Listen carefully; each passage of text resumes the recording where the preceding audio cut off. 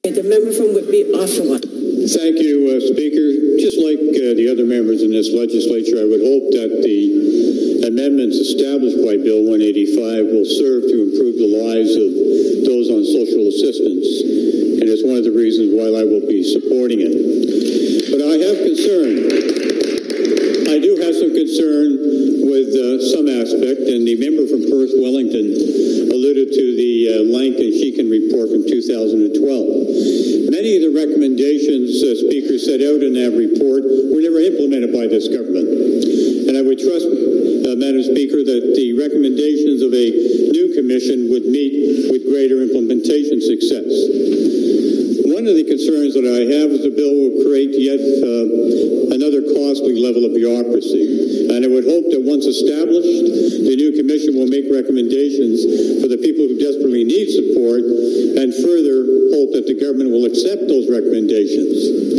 Speaker, we also know that this Liberal government has a long history of ignoring commission recommendations, don't they? With which they disagree. Although there remains a pervasive skepticism, I would hope that this time the government will do the right thing. The fact is, Speaker, that the government waste, mismanagement, and scandal have robbed this province of the funds needed to adequately address social concerns.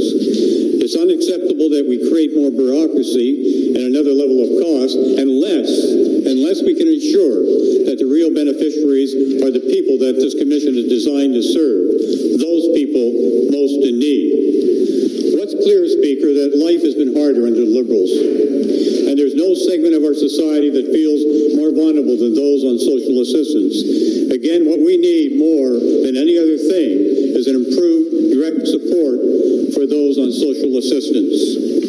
My lingering fear, though, Speaker, is that it will come with more mismanagement, cost overruns, and little real benefit for those it's designed to serve, those truly in need. Thank you so much, Speaker.